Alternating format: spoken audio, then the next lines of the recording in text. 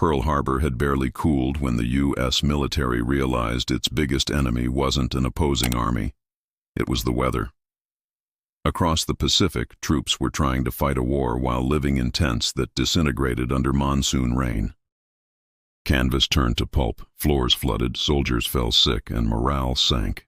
Reports arriving in Washington told the same story again and again. Pneumonia spreading faster than gunfire, soaked ammunition, and makeshift camps collapsing in storms. The War Department's engineers faced a problem no battlefield manual could solve. They needed a structure that could be built without carpenters, survive typhoons, resist jungle rot, and fit inside a rail car for shipping across 10,000 miles of ocean. It had to be light, cheap, and tough. A $12 tent lasted a month. An $8,000 wooden barrack took 6 weeks and expert labor. Neither worked for an army that needed 50,000 roofs by tomorrow. General Eugene Raybould gathered his design team in a room covered with weather maps, time charts, and budget tables. The equation in front of them was absurd. Manufacture a storm-proof, heat-proof, bomb-resistant home that any untrained soldier could assemble in a single day. The first spark of inspiration came from the British, who had been using curved Nissen huts since World War I. Those steel half-cylinders had survived desert winds, but they were too heavy, too hot, and too dependent on concrete foundations for Pacific deployment. The Americans decided to start over. In February 1942, the Navy's Bureau of Yards and Docks summoned engineers to a newly built base at Quonset Point, Rhode Island. The assignment bordered on science fiction. The Navy wanted 10,000 units in 6 months. The team, led by Otto Brandenberger of Strand Steel, looked beyond traditional architecture. They treated the project not as construction, but as industrial design, just as Buckminster Fuller had preached for years. Build it like a machine, ship it like a jeep. Work began in a drafty warehouse beside Narragansett Bay. The team split into small groups. One focused on load strength, another on ventilation, another on the bolts and joints that would make or break the structure. Instead of spending weeks drafting blueprints, they built and tested in real time. Sketch by morning, metal by afternoon, test by night. The floor filled with bent panels, stripped bolts, and prototypes patched with chalk notes. The process was chaotic and brilliant. They found their breakthrough in the arch. A perfect semicircle would deflect wind instead of resisting it. The curved form spread force evenly, turning pressure into compression rather than impact. Corrugations in the steel gave each panel extra strength without adding weight. Joined together with bolts spaced every 6 inches, the panels became a continuous shell. No interior frame, no wood for termites, no weak corners for storms to grab. But they still had to make it buildable by exhausted men on remote islands. Every part was numbered. Every tool required was standard issue. The hut's width, 16 feet, fit a railway flat car. Its segments, 20 feet each, could be lifted by 4 soldiers. A full unit spanned 48 feet, providing room for 36 bunks or a field office. Even the bolts came packed in labeled boxes to cut confusion under stress. Testing started before the ink dried. The first prototype went up in May 1942, built by sailors with no prior training. 14 hours later, a curved steel tunnel stood ready, rainproof and rigid. Yet it wasn't enough. The Navy demanded faster.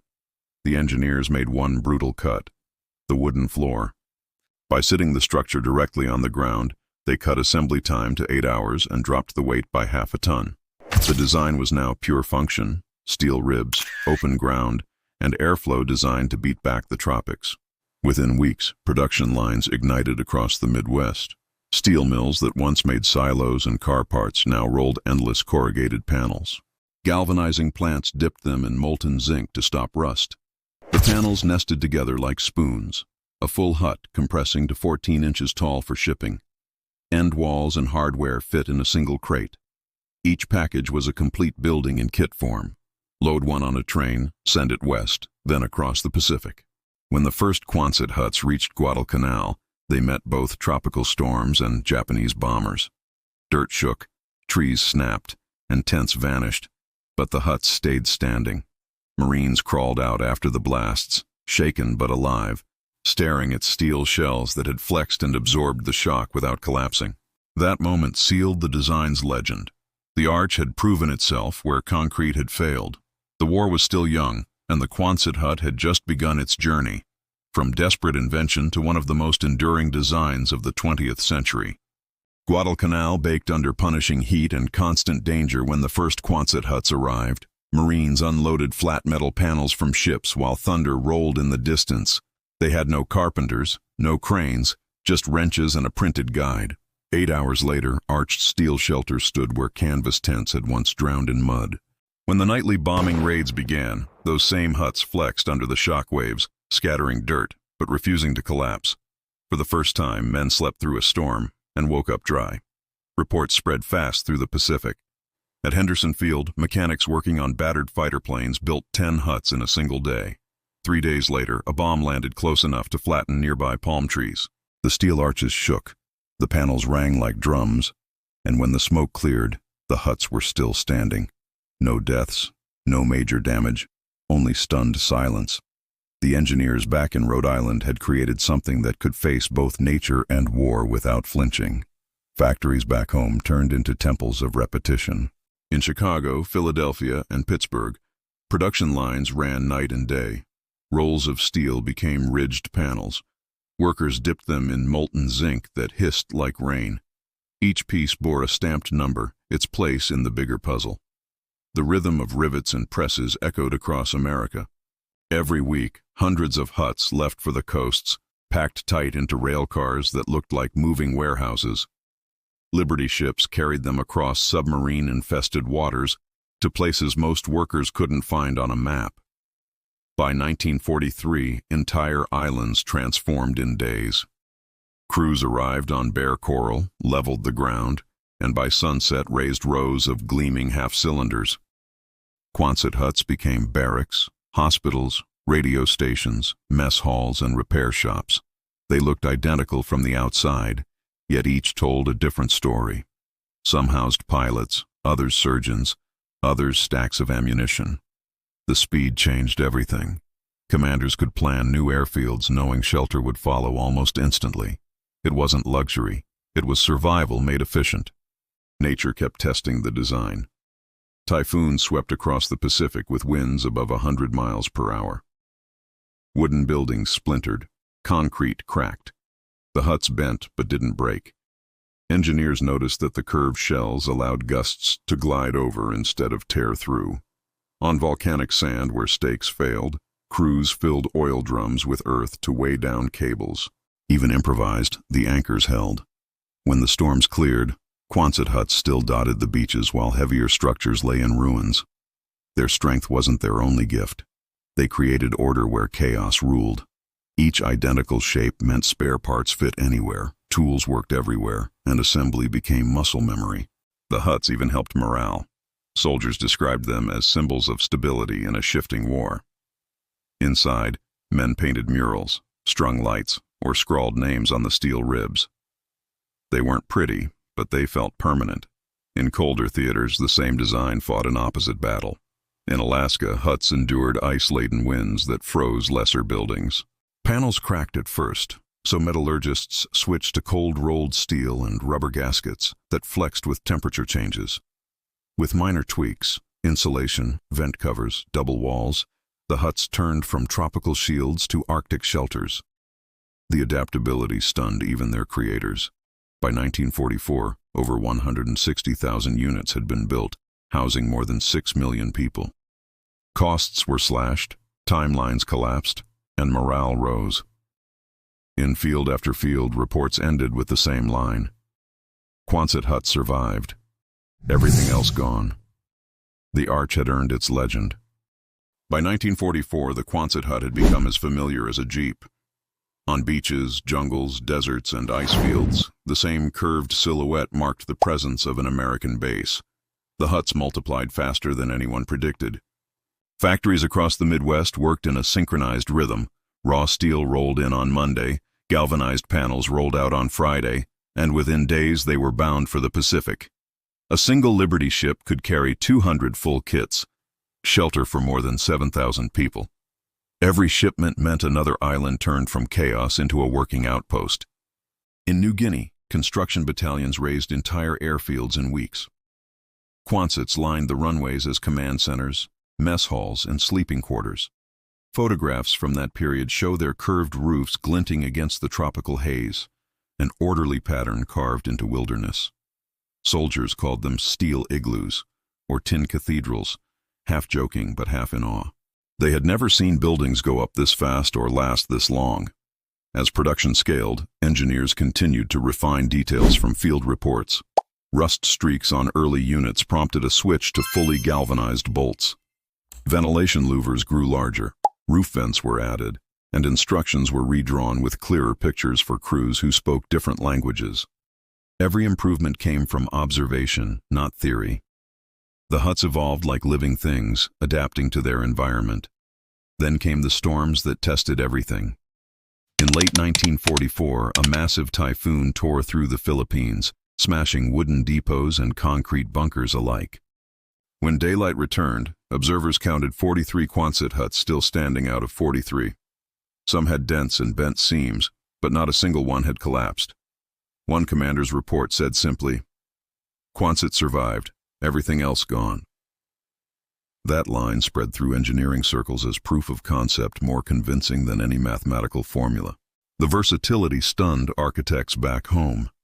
With minor modifications, insulation for cold, screens for heat, alternate anchoring for coral or permafrost, the same structure served in every climate the military faced. In Alaska, double-walled versions kept out blizzards. In Sicily, a hut hit by artillery remained upright because its curved frame deflected the blast. Crews joked that if the earth ever tilted, the Quonset would probably stay put. By war's end, the numbers were staggering. Over 170,000 huts on 6 continents, housing troops, pilots, doctors, and mechanics. The U.S. government now owned a small steel planet. But victory brought a strange problem. What to do with all those buildings? They were supposed to be temporary, yet they refused to die. Across the country, returning veterans needed homes. Lumber was scarce, builders were booked for years, and families crowded into basements and barns. Then someone noticed the vast stockpiles of surplus Quonset kits stacked in Navy yards. Cheap, durable, and already paid for by the government, they became the quickest path to a roof over one's head. At auctions and surplus lots, buyers could pick up a full hut for about $2,000, less than the price of a used car. Soon, entire neighborhoods sprouted from military leftovers. In Los Angeles, Roger Young Village offered hundreds of families curved steel homes, painted pastel colors to soften their industrial look. Veterans nicknamed them victory cottages. Around universities, married students used them as makeshift apartments. Churches bought them for worship halls, school districts turned them into classrooms, and farmers used them as barns. What began as a wartime emergency had quietly evolved into a civilian solution. Architects who had once dismissed the design now studied it for lessons in economy. The hut's simplicity forced a rethink of post-war architecture, form following function to its purest degree. A generation later, some would call that aesthetic modernism, though the soldiers who built the first huts simply called it survival. The post-war years turned the Quonset hut from a military icon into a quiet revolution in American life. Veterans returned home to cities bursting with need but starved for materials. Timber and concrete were rationed, builders overwhelmed, and yet tens of thousands of families found shelter waiting in crates of corrugated steel. The War Assets Administration began selling the surplus huts in 1946, and demand instantly eclipsed supply. What had been a battlefield necessity became a symbol of peacetime recovery. Across the United States, makeshift neighborhoods sprang up almost overnight. Some called them Quonset villages, others Vetvilles. Each began as a grid of curved roofs and gravel paths, but soon individuality took over. Families painted their huts soft blue or sunny yellow, added porches, built flower boxes, or connected 2 huts end to end to make larger homes. In Los Angeles, Roger Young Village housed 700 families this way. In Portland, Oregon, an entire subdivision called Fairview Addition grew out of 350 Quonset homes. At night, lights glowed from their round windows like lanterns dotting a new kind of suburbia. Inside, the living was humble but safe. The curved walls challenged furniture makers, yet residents adapted with built-in shelves and short wardrobes. The huts were warm in winter, cool in summer, and immune to termites.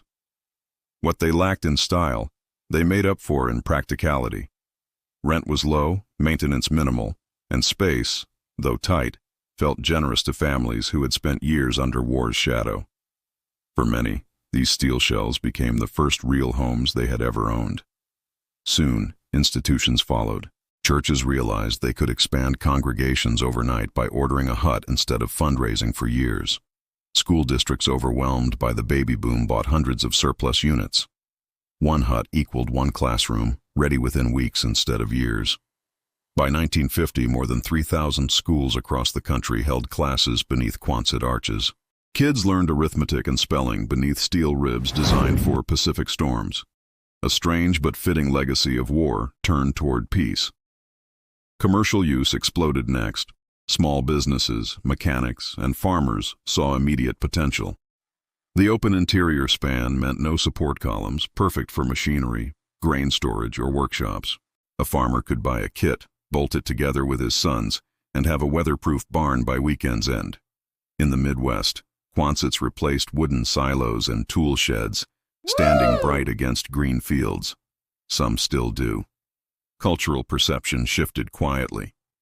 The design that once symbolized military efficiency became shorthand for American ingenuity, solving big problems with small resources. Magazines ran photos of Quonset neighborhoods captioned, "From War to Warmth." The structures were never meant to be permanent, yet many outlasted the houses built to replace them. Some still serve today as garages, art studios, or workshops, their galvanized skin dulled to a soft silver gray. As decades passed, architects who had dismissed them began to reappraise. The hut's clean curve and minimal parts embodied the essence of modernist thinking. Designers drew parallels to aircraft fuselages and industrial purity. By the 1990s, preservationists petitioned to protect surviving Quonsets as historic landmarks. What began as an emergency measure had evolved into cultural heritage, proof that design born of urgency can endure through peace. The story might have ended there if not for a familiar cycle of crisis and invention. Nature and necessity were waiting to test the design once more. Decades after the guns fell silent, disaster zones began to echo the same desperate equations that created the Quonset Hut in 1942.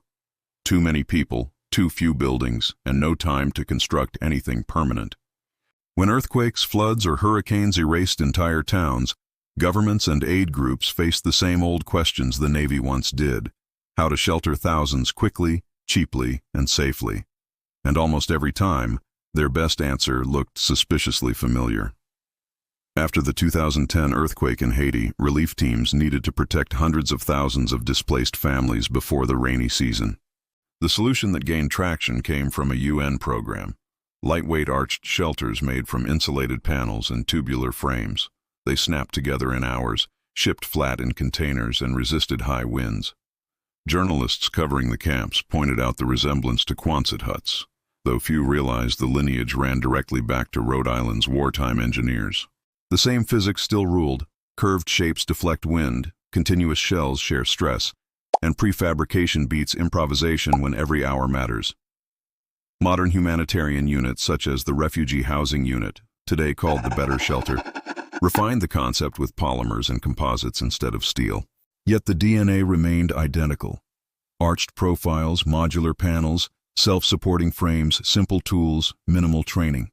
A two-person crew could build one in 4 hours. 8 decades after Otto Brandenburger's sleepless nights in a Navy warehouse, the same rhythm echoed in refugee camps across continents. Meanwhile, on the U.S. Gulf Coast, hurricanes revealed the same truths. When Katrina flattened neighborhoods in 2005, engineers studying the wreckage noticed a pattern. Curved metal buildings endured, while traditional houses shattered. The aerodynamic advantage of an arch was still unbeatable. Researchers coined a new term: aerodynamic architecture, but they were essentially rediscovering what the Quonset team already knew. The simplest geometry was also the strongest. In Mississippi and Louisiana, survivors rebuilt with steel arch structures nearly identical to wartime huts, updated only by better coatings and insulation. The media called them storm domes, but their heart was old-fashioned Quonset logic: embrace the wind rather than fight it. Insurance companies even began offering lower premiums for arched roofs in hurricane zones. 80 years later, the war-born curve was saving money and lives again. At the same time, a different movement embraced the same ideas for a gentler reason. Minimalism. The tiny house trend sought smaller, cheaper, and more sustainable living spaces. Designers realized that a semicircular shell offered maximum strength with minimal material. Soon, sleek catalog photos appeared. Curved microcabins with glass end walls and solar panels. Their creators talked about sustainability and simplicity, often unaware that their stylish retreats owed their form to a 1940s military necessity. High-end architects reinterpreted the aesthetic entirely. They replaced galvanized steel with aluminum and timber veneers, added panoramic windows, and called the results modern ark dwellings. Luxury versions sold for hundreds of thousands of dollars, yet the principle never changed. A continuous curve, efficient structure, rapid assembly. Whether sheltering pilots in Guam or vacationers in Colorado, the Quonset idea stayed honest. Strength through simplicity. Even the U.S. military never truly abandoned it. Updated rapid deployment modules in Iraq and Afghanistan used aluminum frames and Kevlar skins but followed the same proportions. Some could unfold from shipping containers and lock into arch shapes within an hour. Engineers at the Pentagon called it deployable architecture. The name was new, but the concept was not. The blueprint still carried the curve of Rhode Island's invention. The design's influence has quietly reached beyond Earth. NASA and private space companies exploring lunar and Martian bases continually return to one geometry: the arch. Computer models of proposed habitats show half-cylindrical shells partially buried in regolith, shaped to deflect dust storms and internal pressure evenly. The mission brief could have been copied straight from 1942. Lightweight, modular, self-supporting, quick to assemble, strong enough to survive an alien environment. In a way, the Quonset Hut solved the future before it arrived. It proved that elegant engineering doesn't depend on luxury or excess. It depends on clarity, on understanding what's truly necessary and removing everything else. That mindset built a bridge from wartime desperation to modern sustainability, from Rhode Island to Mars. What makes the Quonset story extraordinary isn't just that it worked. It's that it kept working long after the world forgot why it existed. Every generation since World War II has rediscovered the same curved miracle in a new disguise. Engineers give it new names, materials, and finishes. Yet at its heart, it remains a perfect compromise between speed, cost, and strength. By the 1960s, thousands of surplus huts still stood across America, quietly repurposed for every imaginable use. Small-town fire departments turned them into garages for engines. Colleges used them as dormitories and lecture halls. One Quonset at Brown University became an art studio where students painted beneath the same steel ribs once built for jungles. Farmers filled them with tractors, welders, and grain. Even airports used them for hangars, their rounded frames ideal for shielding aircraft from wind. Maintenance was simple. Every few years, owners would scrub off rust, replace a few bolts, and repaint. The galvanized coating, that thin layer of sacrificial zinc, did its job decade after decade. Some huts outlasted the factories that made them. They stood beside highways as odd metallic relics, half museum piece, half workshop. Photographers loved their symmetry. Painters saw poetry in their weathered curves. In 1983, architectural historians began documenting surviving examples for the Historic American Buildings Survey. What they discovered surprised even them. Not only had Quonsets persisted on every continent, but local builders had created hundreds of variations. Some were stretched to warehouse size, others cropped into cozy cottages. The basic recipe proved infinitely adaptable. The Smithsonian later called it the world's most democratic building, a structure any person could build, anywhere, with almost no training. Disaster relief agencies quietly leaned on that same democracy of design. When floods hit Bangladesh or typhoons struck the Pacific Islands, engineers reached again for modular steel arches. The production lines were smaller now, but more precise. Computer-controlled presses replaced wartime hand tools. The outcome, however, was the same. Within hours, communities had roofs overhead. What's most remarkable is how modern sustainability thinking circles back to those same 1940s principles. Architects chasing carbon neutrality now praise prefabrication for reducing waste. Urban planners talk about resilient infrastructure that bends without breaking. These are new words for old wisdom. Quonset logic, lightweight, modular, low resource strength, fits the 21st century as neatly as it fit the 20th. At a time when building costs soar and natural disasters multiply, the hut's economics remain unbeatable. A modern steel arch structure still costs less than half of conventional construction and goes up in days. The war that birthed it may be distant memory, but its lesson is painfully current. The simplest answer is often the smartest. Perhaps that's why nostalgia around Quonsets carries a special warmth. Veterans' families preserve them as living monuments. Artists buy them as studios. Engineers study them as perfect case studies. With music or light. Every drop that slides off its shell still follows a path calculated in 1942. Each surviving hut is a time capsule, proof that necessity breeds not only invention but endurance. When you stand beneath one and hear the wind whistle over its ribs, you're connected to the men who first bent that steel, the storms that tested it, and the unbroken chain of ingenuity that carried its shape into the present. Today, if you drive across the American Midwest, you can still spot Quonset huts in every direction, half buried under snow in Minnesota, sun-bleached on Kansas farms, or converted into diners, museums, and storage depots. They blend so easily into the landscape that most people don't even see them anymore. But each one is a fingerprint of history, stamped with the urgency of a war that forced humanity to think faster and simpler than ever before. The genius of the Quonset hut lies in its absence of waste. Every inch of steel does something useful. Every curve serves both beauty and strength. It's the kind of efficiency modern engineers chase through simulations and algorithms, but the Navy's 1942 team achieved it with pencils, chalk, and sleepless nights. They had no computers, no digital models, only the discipline of iteration. Build, test, fix, repeat. That rhythm birthed an object that still defines practical design. Architectural theorists often quote the phrase, "Form follows function." In the Quonset hut, the two became indistinguishable. Its arch wasn't aesthetic flair, it was physics embodied. The shape handled pressure, shed rain, and resisted wind through natural geometry. That same honesty is why it continues to reappear wherever survival outweighs style. It is also why modern sustainability circles now hail it as an early ancestor of circular design, a structure endlessly reusable, endlessly adaptable. Engineers who study disaster recovery say the hut's greatest contribution isn't material but philosophical. It proved that smart design doesn't require ideal conditions. It thrives in constraint. When you remove luxury, you expose clarity. When everything must be shipped in a crate and built by strangers with wrenches, complexity becomes your enemy and simplicity your shield. That principle is what keeps the Quonset idea alive, from UN refugee shelters to prefabricated Mars habitats. NASA's habitat prototypes mirror those same equations. Arched shells withstand both outward air pressure and inward wind. Prefabricated modules bolt together in sequence, creating sealed living spaces. On paper, it looks futuristic, but the logic is ancient.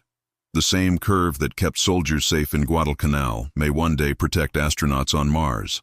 A design meant for tropical storms has accidentally prepared humanity for dust storms on another planet. The story also carries a human moral. Progress often hides in the unglamorous. The huts were never meant to be beautiful.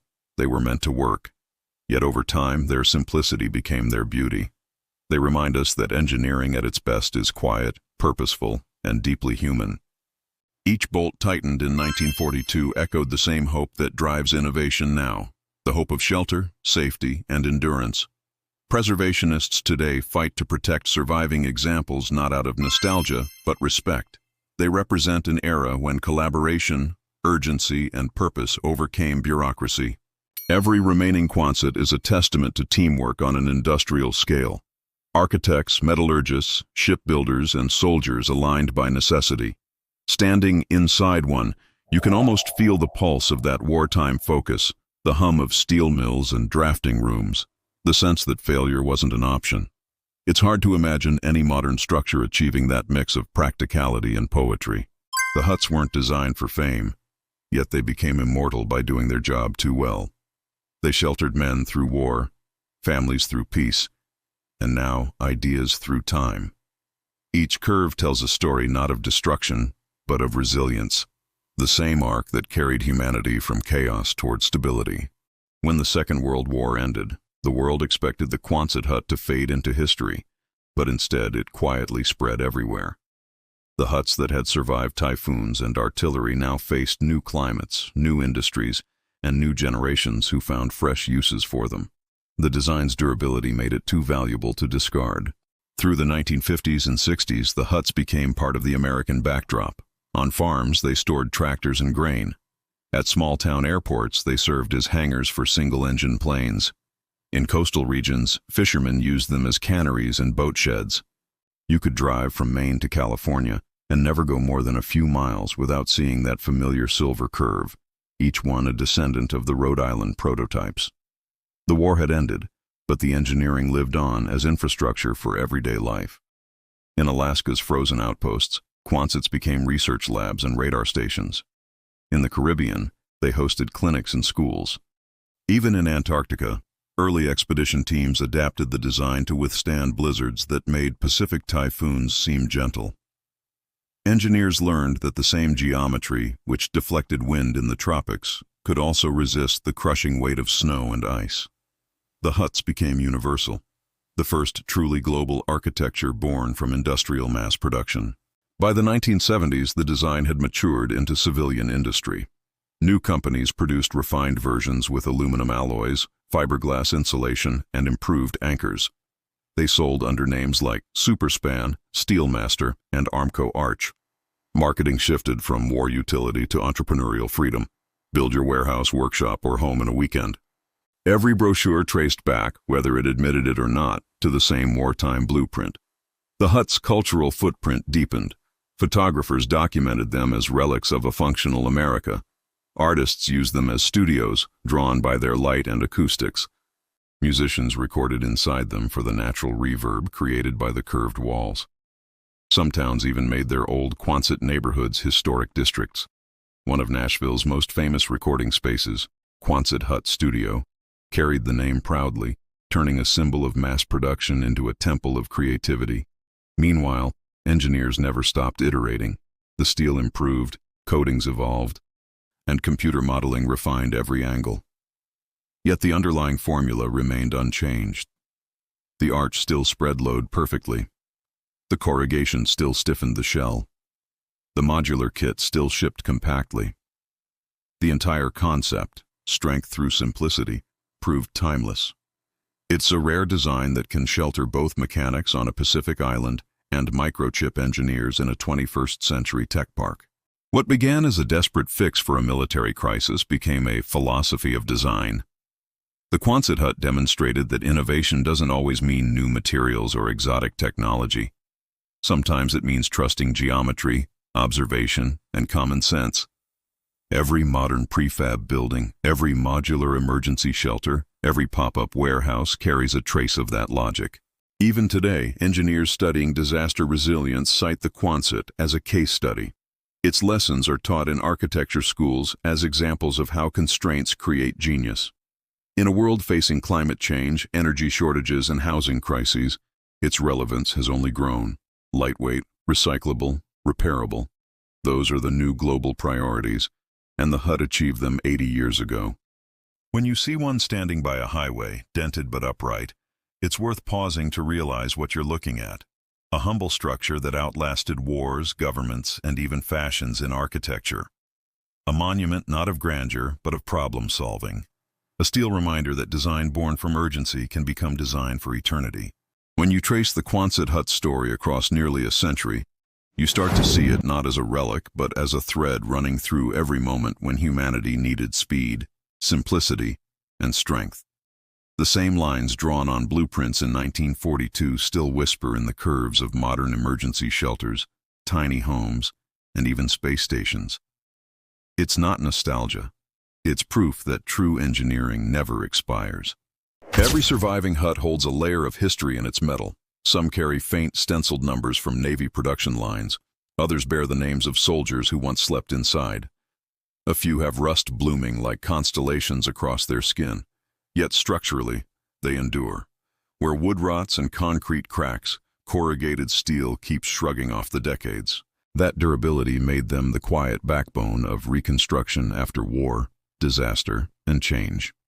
Across the Pacific Islands, many original huts still serve as warehouses and offices. In Guam, you can walk into one that has been repainted a dozen times and still hear rain drumming the same rhythm that echoed in 1943. In Britain and Canada, enthusiasts restore them as museums, preserving not only the architecture but the story of cooperation between nations that shared knowledge under fire. Each restoration reconnects to the urgency and creativity that forged them in the darkest years of the 20th century. Engineers who revisit the original design are struck by its efficiency. With no digital modeling, those wartime teams achieve perfect stress distribution purely through math, intuition, and testing. The arch radius, panel spacing, and bolt intervals that Brandenburger ES team decided by hand have stood the scrutiny of computer analysis decades later. Simulations show the huts could handle wind loads up to 140 miles per hour and snow pressures that would crush many modern homes. It's humbling proof that necessity can outthink luxury. In modern architecture circles, the Quonset idea has become shorthand for honesty.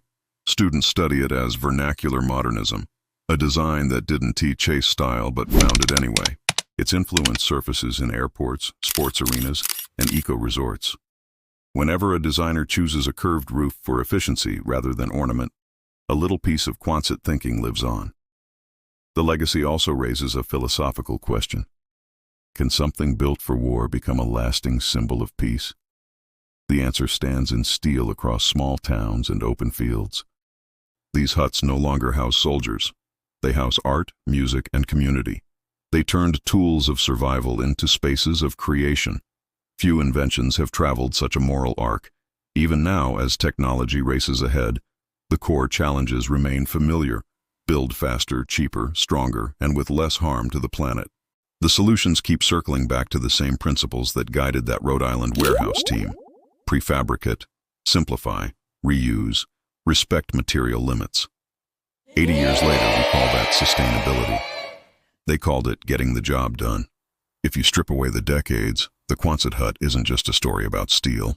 It's a story about people solving the unsolvable. It's proof that design shaped by urgency can outlast the emergency that birthed it. Its curved roof may have been forged in war, but it shelters hope.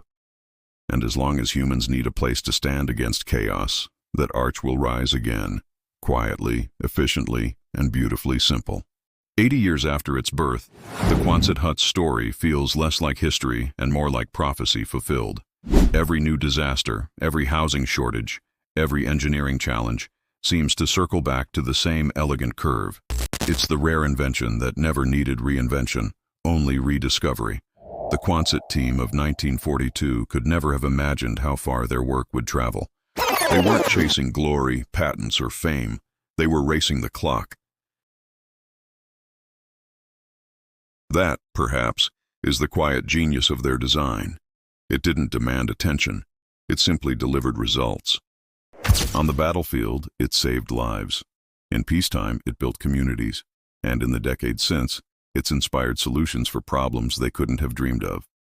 From prefab homes in remote Alaska to research stations in Antarctica, from UN refugee camps to experimental Mars bases, the same principle keeps proving itself.